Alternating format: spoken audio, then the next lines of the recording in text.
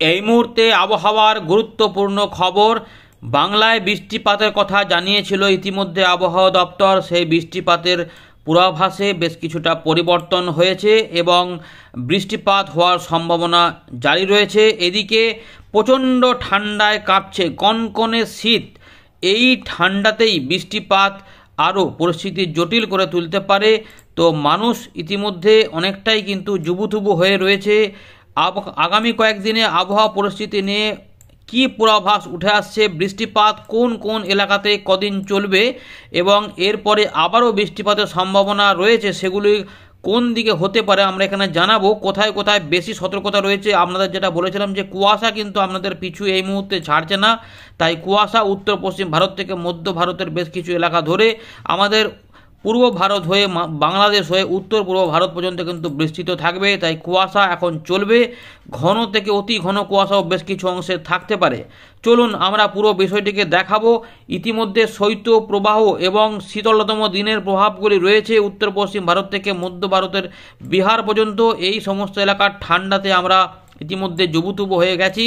এই ঠান্ডা পরিস্থিতিতে উন্নতি কি হবে? সামান্য তাপমাত্রা বৃদ্ধির কথা বলেছে আবহাওয়া দপ্তর, তাতে কি কোনো পরিস্থিতি উন্নতি হবে নাকি ঠান্ডা ভোগাতে থাকবে, এটা আমরা এখানে দেখে নেব।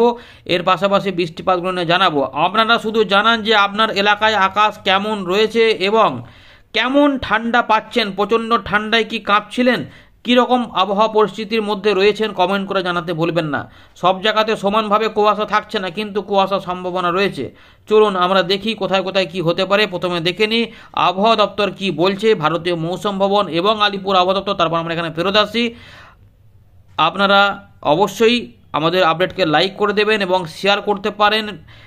এছাড়া নতুন হলে চ্যানেলটিকে সাবস্ক্রাইব করে রাখুন। সঠিক গুরুত্বপূর্ণ আপডেট কিন্তু আপনারা নিয়মিত পেতে থাকবেন, উপকৃত হবেন। আমরা আবহাওয়া পরিস্থিতি নিয়ে বিস্তারিত আলোচনা করব। তার আগে একবার দেখে নিই ভারতীয় মৌসুম ভবনের 17 তারিখে প্রকাশ করা লেটেস্ট আবহাওয়ার আপডেট। বেশ কিছু পরিবর্তন করেছে আবহাওয়া দপ্তর, আমরা একটু দেখে নিই। প্রথমে সিস্টেমগুলি সম্পর্কে কি রয়েছে। ইতিমধ্যে জেট উইন্ড কিন্তু থাকবে এখানে, এটা রয়েছে যে উত্তর ভারতে, যার প্রভাবে দেখা যাচ্ছে যে বৃষ্টিপাত এবং তুষারপাত রয়েছে জম্মু কাশ্মীর থেকে শুরু করে ওই বালচিস্তান, গিলগিট, মুজাফরবাদ, হিমাচল প্রদেশ, উত্তরাখণ্ড। এর পাশাপাশি হালকা থেকে মাঝারি মানের বৃষ্টিপাতের সম্ভাবনা প্রচণ্ডভাবে রয়েছে। সেগুলো হচ্ছে যে বিহার, ঝাড়খণ্ড, ছত্তিশগড়, উড়িষ্যা, পশ্চিমবঙ্গ, সিকিম, উত্তর পূর্ব ভারত 18 জানুয়ারি পর্যন্ত। শিলাবৃষ্টি সতর্কতা যেটা দিয়েছিল সেটা হচ্ছে সিকিমের দিকে। এদিকে ঘন থেকে অতি ঘন কুয়াশা উত্তর পশ্চিম ভারতের পাঞ্জাব, হরিয়ানা, চণ্ডীগড় হয়ে এখানে কিন্তু জারি থাকবে পশ্চিম উত্তরপ্রদেশ হয়ে, যেটা লক্ষ্য করা যাবে বিহার, আমাদের গাঙ্গেয় পশ্চিমবঙ্গ পর্যন্ত এবং তারপরে ওটা উত্তর পূর্ব ভারত। দেখুন এখানে পরিষ্কার লেখা রয়েছে যে এই ঘন কুয়াশা থাকবে বিহার, মধ্যপ্রদেশ, ঝাড়খণ্ড, উত্তরবঙ্গ, সিকিম, আসাম, মেঘালয়, নাগাল্যান্ড, মণিপুর, মিজোরাম, ত্রিপুরা, হিমাচল প্রদেশ, গাঙ্গেয় পশ্চিমবঙ্গ, উড়িষ্যা, এখানে কিন্তু কুয়াশা পাওয়া যাবে। এদিকে কোল্ড ডে থেকে সিভিয়ার কোল্ড ডে এগুলো পাঞ্জাব, হরিয়ানা, চণ্ডীগড় থেকে একদম পশ্চিম মানে উত্তরপ্রদেশ থেকে শুরু করে এগুলো একদম উত্তরপ্রদেশের পূর্ব দিক হয়ে এটা মধ্যপ্রদেশ হয়ে কিন্তু বিহার পর্যন্ত বিস্তৃত রয়েছে। কোল্ড ডে থেকে সিভিয়ার কোল্ড ডে পর্যন্ত কন্ডিশন কিন্তু থাকছে উত্তর পশ্চিম ভারত থেকে বিহার পর্যন্ত পূর্ব ভারতের। এদিকে তাপমাত্রা নিয়ে আবহাওয়া দপ্তর যেটা বলছিল যে যেহেতু বৃষ্টিপাত হবে, জলীয় বাষ্প ঢুকছে এবং ঝঞ্ঝার একটুখানি প্রভাব থাকছে, ফলে যেটা হবে এখানে কিছু ময়েশ্চার ঢুকেছে এবং যার ফলে তাপমাত্রা একটু বাড়বে। যেটা বলেছে যে 2 ডিগ্রি পর্যন্ত উত্তর পশ্চিম ভারত থেকে বাড়তে বাড়তে এটা 2 থেকে 4 ডিগ্রির মধ্যে পূর্ব ভারত পর্যন্ত বিস্তৃত হবে, কিন্তু বাকি অংশে কোনো পরিবর্তন হবে না। এদিকে কোল্ড ওয়েভ থেকে সিভিয়ার কোল্ড ওয়েভ কন্ডিশন বা শৈত্যপ্রবাহ থেকে প্রবল শৈত্যপ্রবাহ কন্ডিশন থাকবে পাঞ্জাব, হরিয়ানা, চণ্ডীগড় এই দিকে, কিন্তু সেই জন্য লাল সতর্কতা জারি থাকছে এবং কোল্ড ওয়েভ কন্ডিশন লক্ষ্য করা যাবে হিমাচল প্রদেশ, উত্তর প্রদেশ হয়ে এগুলো কিন্তু রাজস্থানের দিক পর্যন্ত।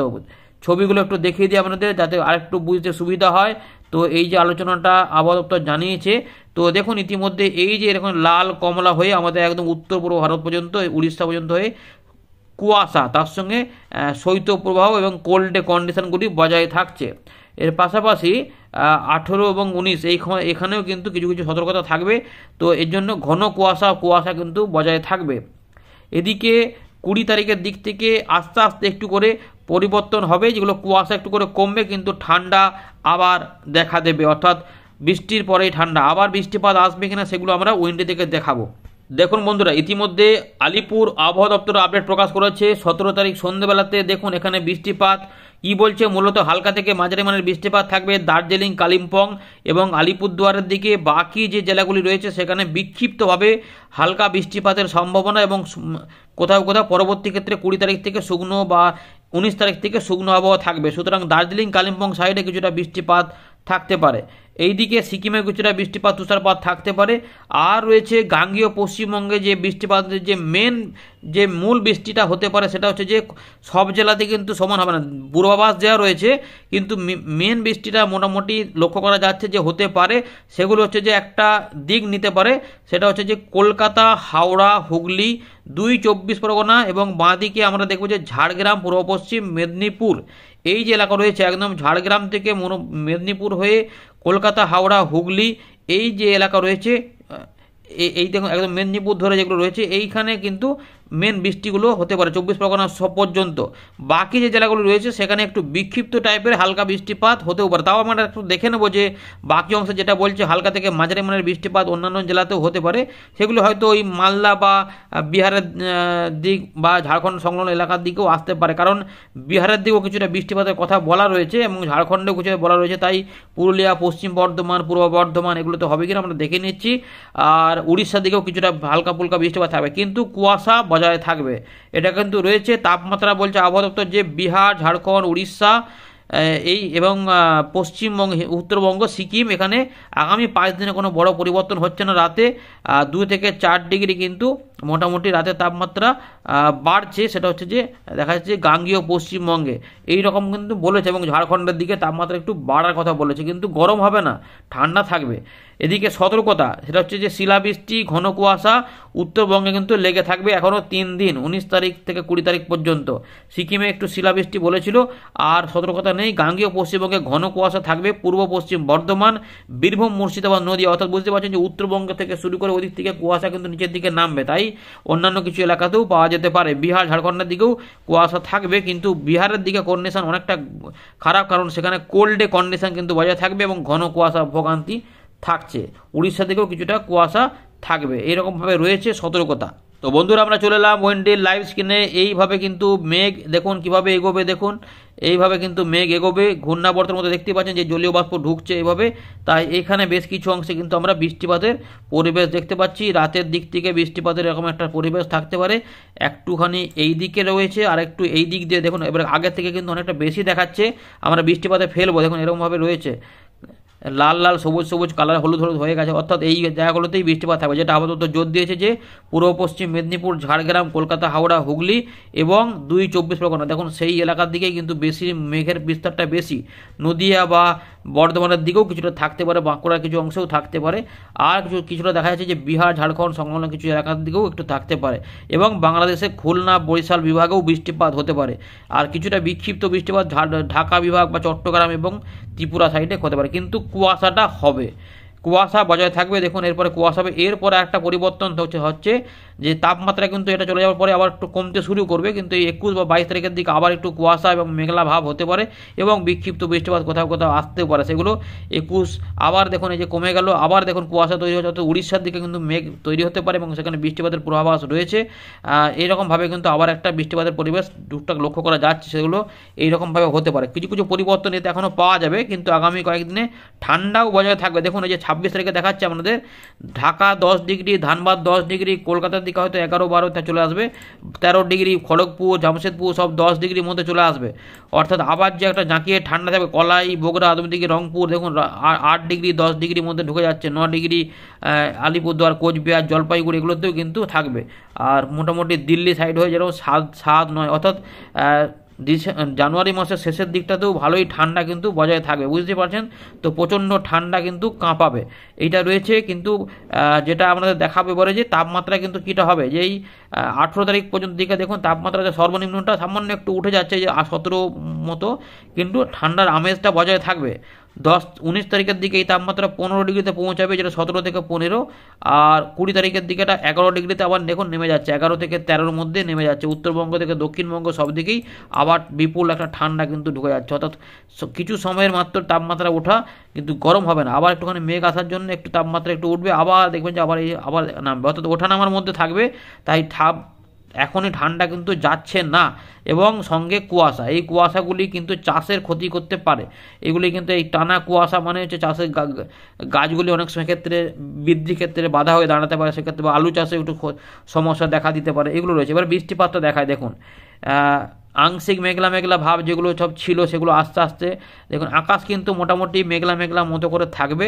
এবারে দেখুন বৃষ্টিপাত যেটা দেখাচ্ছে, এইভাবে একটা বৃষ্টিপাত আসতে পারে। দেখুন ভালো করে দেখুন ট্র্যাকটা দেখুন, এইভাবে ওই যে মেঘগুলো দেখছেন এইভাবে একটা বৃষ্টিপাত হতে পারে। 19 তারিখের দিকে এগুলো কমে যাবে এবং আমরা ডিটেলসটা দেখাচ্ছি এইভাবে। তারপরে আবার 21 তারিখে দেখুন, 21 থেকে 22 এবং তার থেকে আবার 22 থেকে চলে গেলাম 23-এর দিকে একটু কমে গেল, আবার 23 থেকে 24-এর মধ্যে উড়িষ্যাও একটা বৃষ্টিপাতের ব্যাপার এই দিক দিয়ে যাওয়ার চেষ্টা করছে।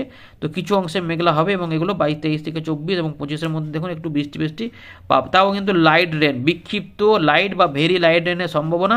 তাই কুয়াশাটাই বেশি হবে বলে মনে হচ্ছে, তাই ঠান্ডার দাপট বজায় থাকবে এরকম রয়েছে। এবারে এতদিন ধরে যে বৃষ্টিপাতের কথা বলা হচ্ছিল সেগুলো কিভাবে আসছে সেটা একটু দেখুন, কোন এলাকাগুলি রয়েছে। জামশেদপুর এদিকে চাকুলিয়া ধরে মানে বাঁকুড়ার কিছু কাছাকাছি এলাকা দেখুন, এখানে খাতড়া রয়েছে, গোয়ালতোড় রয়েছে এবং পুরুলিয়া দেখুন বলরামপুর পর্যন্ত, মুড়ি, আসানসোল, দুর্গাপুর এগুলোতে কিন্তু একটু বিক্ষিপ্তভাবে রয়েছে গুসকরা পর্যন্ত।